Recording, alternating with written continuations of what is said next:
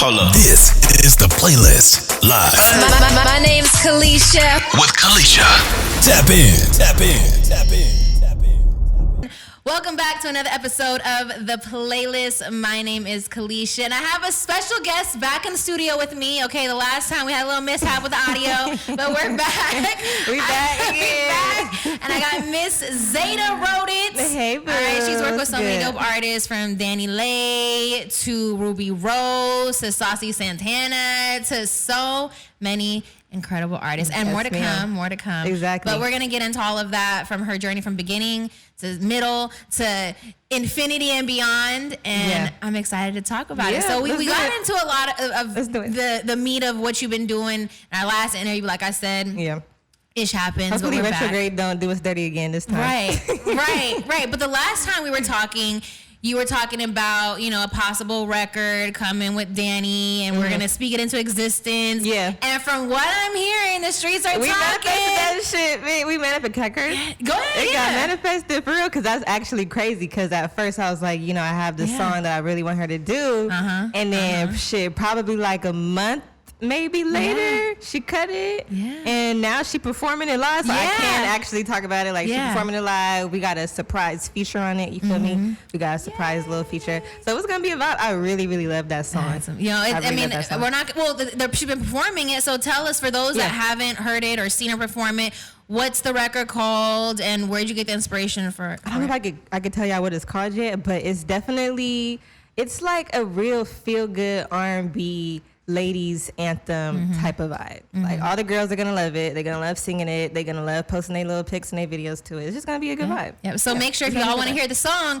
you got to go to Danny's show. You gotta go to Danny's show. If you want to get the sneak peek, you gotta go to Danny's show. You gotta go. So you went to the show, right? I didn't go to the show. Oh, so someone sent you the video? Yeah, people were sending me the videos, because they certain people remember me posting a demo like months ago. Wow. So they're like, oh yeah, like, I heard her performing this song, like, congratulations. So people were sending me it, and I was like, oh my God, it's so dope. Like, she really must like the record, because she's already performing it. So I'm just excited about it. That's up. So obviously, this point didn't happen overnight. You didn't wake up one day and write a song and you're like, boom, okay, it's in Danny's hands. Like, you obviously started somewhere. So let's talk about, like, that journey, like where it started. Like, for the Danileigh song? No, like, just your journey, like where you started and how you got started. Honestly, well, I've been writing songs since I was 9. Like, I started writing songs at a young age. I always played instruments. I always just loved music. I was obsessed with Beyonce. I was obsessed with Chris Brown. Like, just always really loved music.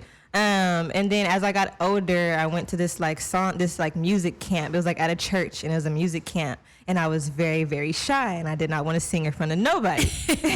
And so eventually the guy got me to sing in front of him. His name is PK, I think, actually. He's a really dope producer. And he was like, you know what, maybe you shouldn't be an artist, but you a really dope writer. Because I was already writing songs at the camp. And he was like, you should be a songwriter. Like, just keep writing every day. Like, just write every day. And I was like, damn, you could be a songwriter? That sounds perfect for me and, like, my vibe, my energy at the time. So that's when I just started, like, okay, I want to be a writer. So I just started writing every day. And then slowly but surely, as I got older, I found other ways to, like, actually work towards it and grind and hustle and, go towards the goal type shit. So what was that grind and hustle like after the church, then getting into the actual industry? Because that's two separate worlds. Oh yeah, super different worlds. I honestly feel like I haven't been in the industry till like the end of 2020. Like, everything up until that point of where I got my first placement was me, like, trying to figure out how to get into the quote unquote industry. And really, it's just but just doing everything. Like, I did everything in the book. I didn't volunteer for networking events and just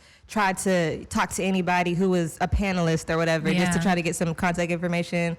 I done interned at studios. I done stalked people. Like, if I seen you was finna be somewhere, I will pull up. Like, and it's so funny because, like, I be working with some of those people now. Yeah. And it's like, should I bring up the fact that I was, like, stalking him and, like, I pulled up on you at that event that one time? Yeah, I might laugh about it now. Yeah, exactly. So, like, I did everything. I pulled up to meet and greets before just to, like, hand people USBs. Like, yo, please, like, check out some of my songs on here. Like, I done did everything like you could think of, honestly. You gotta do it. That's part of the game. You gotta do it. Yeah, you gotta go through the motions. Stalking's part of the process. It is. You gotta go through the motions. I've had my fair share of, DMing people like, yo, I sent you an email. Did you get it? Did you get my email? I used to go on this website because I used to think that if I could find somebody's email, like that was the key to everything. So there's this like one website where if you like plug in their name on Instagram, it'll like find you their email. So I used to do that type of shit. Yeah, I'll be like, damn, like he don't got his email on there. He's not answering my DM. Okay, let me like plug his name onto this website so like I would do extremes. Definition of a hustler. I love that. So you mentioned that you got your first placement in 2020. What was that song? That was Ruby Rose. That's where I got my first placements with Jay Uncut. Yeah, shout out to Jay Uncut. That was, we did Poppy. No, we did By Lar, and then I also did Poppy for her. And then I did the Smack a Bitch remix with Rico Nasty with her. And those were all like 2020, the end of 2020 going into 2021. So those were when I got my first like actual placements. That's so how did you and Jay Uncut like link up? Like how did that? It was so funny. That whole story is honestly funny because like I seen that Ruby Rose was in LA and I'm like, I really want to work with her. Like I feel like, we would do well together. And I was going to stalk her. Because I knew what studio she was at. So I was like, should I just pull up to the studio? And I'm like, nah, that's kind of extra out. Like, don't do that. You'll run into her. Yeah. And then sure enough, like this guy named Jay, he's just really dope. He just be trying to like hustle and just make connections where he can. And he just put me on text with Jay Uncut. Like randomly just put me on text with Jay Uncut. Hey, Zaida, this is Jay Uncut. He's working with Ruby right now. Like y'all should connect. And then literally me and Jay linked up like that same night. Wow. I played him some songs the same night. He was like, oh yeah, you dope. Like come to the studio right now. So I went to the studio the same night, wrote a song for Ruby the same night, and then she cut it. Wow. And ever since then, it was just like, okay, for sure. And y'all have continued to work together into... Yeah, because Jay, he produced on the Danileigh record. So I actually love shit like that because it's like really dope to like continue getting placements and like making plays with people that you was doing it with. In the beginning, so... That's dope. And then you and Ruby have continued to work together as well. I did. One of her last singles. I did Single Again, which they didn't drop on DSPs, but it's like a video on YouTube. And then I also did Loyal Dick. Yeah. With London on the Track and her. That's fire. That's fire. Yeah, the Single Again record is definitely like a woman's anthem for sure. For sure. I'm like, y'all need to drop this on Apple Music. The ladies want to hear this. Do you know why they didn't? I didn't even know that they didn't drop it on DSP. Do you know why? I really don't have no idea why, but the video is fire. But they need to they gotta put that shit on Apple Music and Spotify. Yeah. Probably how the label stuff goes. Yeah, it'd be all types of stuff going on. You never know. So any new stuff that you got coming that you haven't announced on social media that you could talk about outside of the Danny? I mean, I'm working on stuff. Nothing that's like super locked in, but I did just drop my merch. It's regular merch. You did do that. You feel me? That was in works for a long time. I was like, okay, let me just bustle down and get this shit done, get this shit out before people don't care no more. So I finally dropped the merch. It's available. It's regular.co. It's regular co on Instagram. Y'all could tap in and fuck with the merch. How did you come up with It's Regular? Because this is like a slogan that you've been using for a long time. And I did see a video. I think it was your mom, right? She said it's been in the works. She was congratulating you, right? She was trolling me a little bit. I was doing it for 3.5 years. But she was like, you've been working on it for 3.5 years, finally. Yeah, no, but It's Regular just happened like pretty like, it's really like LA slang. Like if you're from LA, people just be like, oh, it's regular. You feel me? So that's pretty much where I got it from. But I started applying it to just like the grind and the hustle with like me and doing music and just being in the studio all the time. And I would just post it on my stories whenever I'd be in the studio. It's regular, it's regular, it's regular, every single day. So the point where people are like, yo, I want this on a hat. Like, give me a shirt with this. Like, yo, like, we need some merch.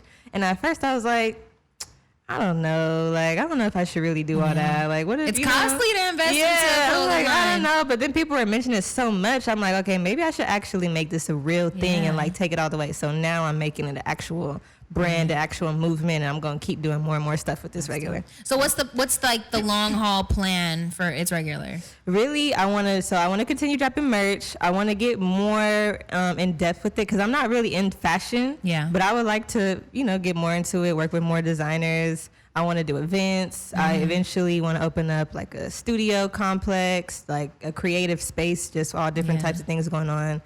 And then I really want to make like a festival. Okay. You know, like how they have Rolling Loud or, you know, whatever other festivals they got. I want to do like it's regular music fest and we just travel around. You know what I'm saying? And we just do like different shows everywhere, have all the dope artists, all the new underground artists, and just make it a whole vibe. I like that. Yeah. So earlier, we're going to get off the merch real quick, but earlier you mentioned that you started out in the church as you singing, but you're a little shy. Yeah. And the guy that you're working with said, you know, maybe you should be a songwriter. Do you feel like that kind of like broke your dreams a little bit in a way? Like, did you want to be an artist or? I definitely wanted to be an artist for sure, but I feel like I just love music so much, period, that whatever I get to make it, whatever makes sense for me and what's more comfortable for me, I was just happy to do that. And being a songwriter at the time and pursuing that did make sense for me because I really was shy. Right. And I really didn't want to sing in front of nobody. So I feel like at the time, and then as I started getting more comfortable, I'm not shy no more, you feel me? But at the time, I was definitely more shy. So it made sense for me. It didn't really break my dreams. It was just more like, oh, okay, like I didn't know I could be that. You know what I'm saying? So that's a dope thing to do, too. Right. You probably felt like it fits you better. Yeah, because like, I don't have to sing in front of people. I could just give it to them and they do it. Oh, okay, cool. There you go. So, but you have dibbled and dabbled in doing your own music. Like I've seen stuff online. Is that something that you would want to pursue in the future? Because like Money Long, right? Like she's a songwriter, done it for 10 years, and then like got a hit. And now she's an artist. She's like, I'm not writing for nobody else anymore. Like, fuck that writing shit. Right. Do you see yourself doing something like that? For sure. I definitely want to. I feel like sometime next year, probably I'll start to drop my own music here and there. And just see how it goes, because a lot of people encourage me to drop my own music all the time, and I'm just like, no, not yet. But I am getting older and older, so I'm like, girl, you better figure it out. You better start doing it because you get too old. So yeah, I'm definitely gonna start dropping my own music like next year, probably. So, do you think artists that writers write for get a little like offended or insecure when a writer is also an artist? I don't know. Honestly, like all the artists I work with have also like, oh, are you an artist? Like you should be an artist. You have a dope voice. So I haven't really got that energy from anybody that I've worked with personally. I feel like I get a lot of support from people. But I mean, I could see that, you know, being a thing, or maybe just like I have seen it to where like my demo was so good that they get a little bit, what's the word? Like intimidated to like recut it and do it the same way. Like I've seen that, but as far as them like, oh, I don't want to work with her because she's also an artist, I haven't had that energy. Because I've always been so curious, like writer turn artist, or like writer and artist, like Neo, for example. Like he's always been like, he was a writer first and then, you know, was an artist but still writing for artists like Beyonce. And then you have like Eric Bellinger, who has like so many accolades with the writing process, but now is an artist as well. So yeah, I could definitely see you doing both. Yeah, for sure. we gonna get both popping for sure. When you blow up as an artist as well, you know, you better keep writing. I just love to make music, so I'm gonna just do it in any form or fashion that's available to me. You feel me? Like I write songs in my room that I don't even send out to people. You know what I'm saying? Yeah, like I don't even send out. I just like to listen to it myself. You feel me? So yeah, that's so dope music. when you like hearing your own voice. Because some people, when they're like good at a craft, like they don't like to go back and like listen to themselves. Like when you're like a voice is so powerful. It could like change your mood. Yeah, no, just like this. I definitely would say like I don't feel like I'm a singer. Like I don't really think I can sing. I tell people that all the time. But I do know how to finesse, like when I'm in the booth and when I'm using the autotune, I do know how to use my voice. And I definitely got better over time. Like if you listen to my old demos, I don't want to hear those. I don't want to hear those at all. They sound terrible. Radio. Yeah, like they sound terrible. Like I listen to how my voice used to sound. I'm like, oof, goodness. No. I can see why y'all was passing up. No, for my sure. demos back then. For sure. I feel you on that. But we grow. Like that's like the beauty of life, right? We grow. We start, you know, somewhere, and we might not be too happy with where we're at, but at the time we think we like super dope. I always thought I was the best. Yeah. Always. Even when I wasn't, I'm like, why y'all not fucking with me? The fuck? Yeah. Always. But look at now. You've grown. You've become super successful and are going to continue to be super successful. Who are some artists that are on your hit list? All of them, really. All of them, but you know, I do want to work with like a range of artists from every genre. I don't want to stick in one box. But Chris Brown, SZA, Rihanna, Kehlani, Justin Bieber, Selena Gomez. I actually really want to work with Lil Nas X, like really bad. That'd be fire. There's this one guy named Kane Brown who he's like country that I fuck with. Tame Impala is really dope. I would like to work with them one day, maybe. Imagine like Dragons, everybody, like everybody from every genre that I just like their music. Like I would love to work with them. Yeah. So you brought up Chris Brown, and the last time we were in the studio, you had like just announced on social media kind of like what happened with that record. So you kind of have already worked with Chris, but like it didn't happen. Really. So like those that don't know and are probably still wondering like what happened with the whole Chris situation. I know you took it to social media. Yeah, I did. But talk about it really quick. What exactly happened? Is there an update on that? No, they're in the update. It basically, you know, we had a record that he cut and it was going to be on the album, and then it got pulled last minute. So it got taken off the album, and I was really sad about it. But, you know, I'm cool now. Yeah. But, you know, we just got to remanifest it next time. You know, maybe I'll work more directly or have more of a hand in the record. So that's what I'm aiming for now, moving forward. Since then, have you been able to talk to, like, Chris directly or, like, the manager directly? And no, like, you know what's funny is I did meet Chris Brown before at a party, and he was hella cool. He gave me his number and everything. But he changed his number, so I can't hit him up. But, you know, I feel like I'll see him again, and I'm going to do the same thing and, you know, just try to keep it going. Right. Yeah. So, why don't you DM him?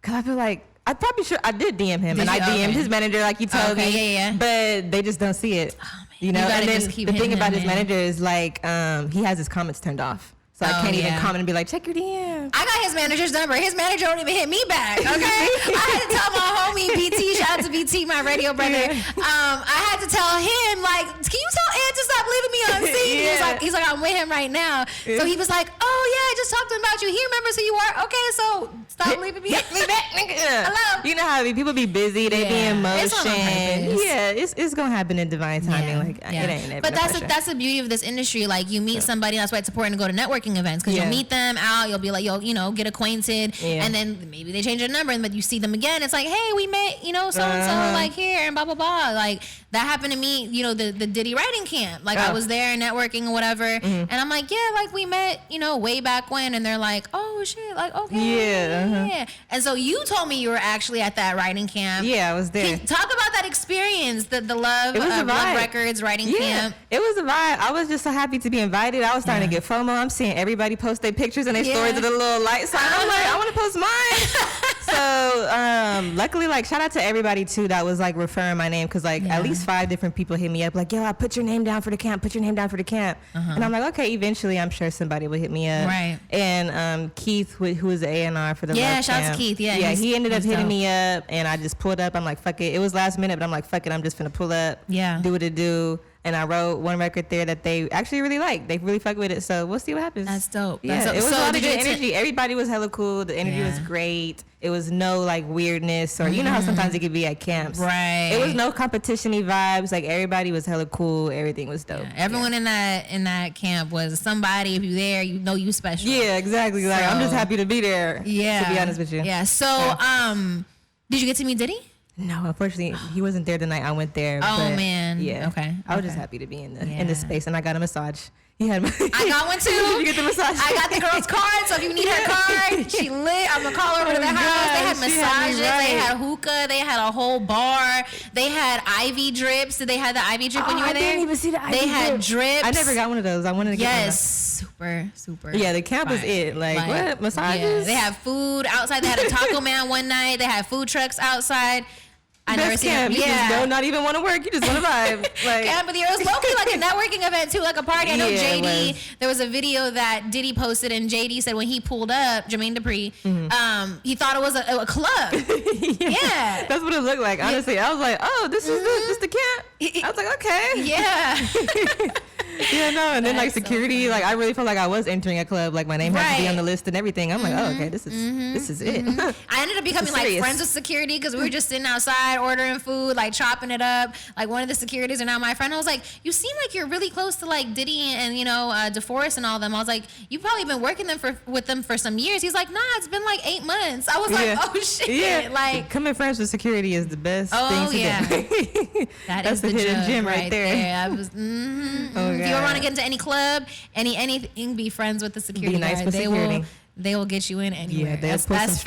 That's facts. I think I learned that when I was like 19 and I was working at the clubs, and I was friends with all security. So whenever I'd show back up, they're like, "Oh yeah, let her in." You good? Yeah, type of shit. Because you're 19 now, you're supposed to be up in there. Yeah, exactly. And I would say like the nightlife and the club scene is kind of like very close knit to the music industry. It is, especially out here, like in this vicinity area, like because the studio right next to the club, and everybody is just doing everything. Yeah, from the studio to the club, from the club to the studio. Exactly. It's all into one. What would you say is like your most? I know the question is always what do you hate about the industry? But what is your favorite part about the industry? Yeah.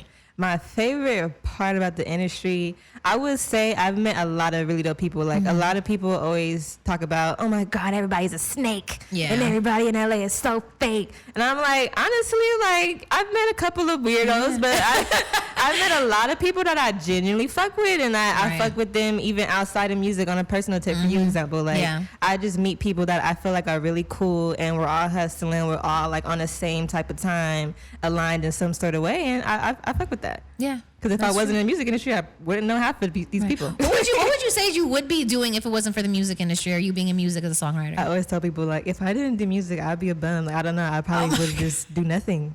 I don't think I would do anything.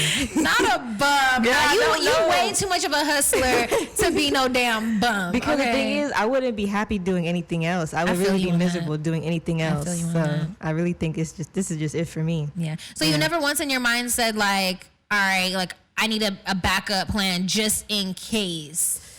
A backup? No, more just so like for right now, how am I gonna make my money until this music shit really goes where I need to go? Like people don't know I'm a licensed esthetician. Yeah. Like I do lashes as well. But I wouldn't say that's a backup plan. It's just more so like my form of income. Right. You know what I'm saying? Listen, you gotta pay the bills. Yeah, you gotta pay the bills. So yeah, but really, I be thinking like, what else would I do? I don't know. I would be so miserable doing anything else. Yeah. Maybe doing some sort of like healing, like Reiki, tarot reader type of shit. Okay. Maybe because I do like that type of stuff, or some type of therapist. Okay. Like if I had to really choose, maybe something like that. I think you'd be a dope therapist because you just keep it real. And I listen to people, and people do feel really comfortable just like telling me like their deepest, most intimate stories. I'm like, okay, for sure. So, yeah. That's funny. Yeah, I mean, life is crazy, especially like going through the pandemic and just going through that phase. And I know a lot of people dealt with like a form of like depression during the pandemic. How did you deal with that? I really didn't I really loved the pandemic, honestly. Like I wish we would go back. Me too. Listen, I'm sitting here like would shut down I'm again. just gonna lock myself in the crib and pretend it's a pandemic. Yeah, like I really not go outside. EDD was such a vibe, like not having to go to work and just being able to do what I wanted to do. It was great for me. Like I wasn't depressed at all. I was definitely locked in the house for like 3 months straight. I did not leave. You could not get me to leave because I was too scared. Yeah. But I got to a certain point. I'm like, this is dumb. Like I'm gonna go outside. I'm gonna do what I need to do, and I had a lot more freedom to move how I wanted. So I just took advantage of it. You know, like I graduated school. I got my first placements during the pandemic. Like it was a vibe to me. Yeah. I can't complain, honestly. Same here. Yeah. I think the pandemic really brought out like the true hustler in people. Yeah, it did, and it's like people. It shows like how you cope and how you deal with problems in life. Like some people really like let like these energy pendulums get like the best of them. Like you can't let every distraction that life throws at you like tear you down so much. You have to just like, that ain't got nothing to do with me. Like, I'm over here and I'm gonna do what I gotta do. Yeah, so that's facts. That's 100%. I feel like a lot of creatives, we all in the same type of time. We're like, the pandemic, that was great. Yeah. Like, we loved it. I don't think I've heard from like one person as a creator that they had a terrible pandemic. Like Jay and Kyle all the time, he's like, that was the best time of my life. Like I made the most money, and I'm like in the same boat. Like that was the best time of my life. I made the most money. It was and I think those who were in maybe more of like the office jobs. Yeah, corporate America. Yeah. They definitely struggle with them more, I feel. Yeah, because I had like, a lot of people don't know this, like I've always had 2-3 jobs because, like working in radio, a lot of people don't know it. You ain't, the most richest balling person working in radio. So you always have to have like, be like a Jamaican, have 2-3 jobs. Yeah. So the corporate jobs that I did have, even like I was working at a startup like news company, like they did a bunch of layoffs. Like even at the radio station, they did a bunch of layoffs. Like you had to like really really like kind of tap into that. You had to figure something out. Yeah, like I was working a regular job before the pandemic came. There you go. And I haven't, went back to that, but it definitely you had to. Yeah, it birthed a lot of businesses. It birthed, for sure. And entrepreneurs and just a hustler spirit, because you had to figure it out, especially people that had kids and families to feed. Like you had to figure it out. I remember like the groceries and all the canned food and all that being wiped off the shelves, and now we're in 2022, and the president just announced that the pandemic is over. I'm like, he officially announced it. He officially announced it. Okay, Joe. Right. Okay, Joe. Okay, Joe. We did it, Joe. But I mean, to me, I thought the pandemic was kind of already over a while back. Yeah, people are still lingering and holding on. Like, people still wear their masks. Yeah. Like Uber still require you to wear your mask. I put it on sometimes, depending, like, if I want to or not. But I mean, I feel like it was over for me like last year. Yeah. For me, like, I'll still wear it in the plane, because I've always felt like my throat was a little acting funny after getting off a long flight. So I'll definitely always wear it on the plane. Like, I would put a blanket over my head, because I just could not do like the weird itchy throat after. I'm not doing that. But definitely forever in the plane. Uber, I guess. Like, I guess I don't catch enough. I feel like there's certain things from the pandemic that we should definitely still apply. Yeah. Period. Wash your hands. Dirty people just out apply there. that. If you're feeling sick, put on a mask. If you're around hella people, you don't know where these people went, just put on the mask. Yeah. You know what I'm saying? 100%. But people are just so self-centered and selfish. They just don't care. Like, if I'm sick, you gonna get sick too. Like, ooh, no. Bro, it was so crazy, like, before the pandemic hit, because I was working at like a nail shop. I was a receptionist, and everybody was just getting sick. Oh my God. And I was like, oh my God, cover your mouths. What is wrong with y'all? Like, everywhere. I'm just like, ew. Like, you gotta learn how to just have home training, Just no manners. No manners at all. But anyway, let's get back into the music just a tad before we wrap this up. Yeah. What would you say, what's a good way to put this? What would you say is like a path, anyone looking up to you, a path that someone could take that wants to follow and be like Zaida? Like, they want to grow up and be like you. Like, what's step 1, 2, 3? You want to be like me? I would say, I mean, I'm still definitely learning. Like, I'm very much so like in my journey and still figuring things out and learning. But a few things that work for me is like detaching from like results, because I get so attached to like, if this doesn't happen the way I need it to happen, what the fuck, what's going on, So, and I feel like that withholds it from coming to me. So like when I kind of let go of like being so attached to results, I feel like that works for me. And just like staying in motion. If something ain't working for you, like, do something else. Yeah. You know what I'm saying? Like, I used to just email people all the time, and I'll get so mad because I didn't get no placements from that. Well, that's just not how it works. You gotta do something else, So just like figure out different ways to hustle and just keep going. Like, everybody always said, you just gotta keep going. And it's like the one thing you don't really want to hear, because you like, I mean, me personally, I be want to know, like, what's the secret? Yeah. Like, how do I really make it? But really, it's just, you gotta just keep going. You just gotta keep hustling, keep believing in yourself, keep finding different ways to be active, and eventually things will just come back around randomly. Yeah, there's no blueprint. And I tell artists this too all the time. There's no blueprint. There's no one way to do it. You just, it has to be for you at the end of the day. And it do got to be for you too. Like, be realistic with yourself. You know what I'm saying? Because I be even thinking like, am I good? Am I not dope? You feel me? Like, I feel like you got to kind of like check yourself and make sure that you're actually good at what you want to do. Yeah. So be realistic and just keep hustling. Like, it gotta be a destiny in a way. It's regular, you feel me? It's regular, baby. You gotta do it. Get familiar. Go get some merch. Okay. Some merch, yes. Record with Danileigh dropping very, very soon. Coming out, and a surprise. If you want to hear it, surprise feature. And if you want to hear it, gotta go to her show. Gotta go to the show. Get some tickets, man. Support, and stay tuned for more. Yes. And anything you want to leave the listeners to before we get up out of here? Honestly, no. Just go to isregular.co and cop some merch and join the movement. We just gonna keep grinding. We're gonna keep doing our thing. And thank you for having me back. Of course. No, thank you for coming back. I'm so sorry. That's the thing. And you as a songwriter know, ish happens with and with audio.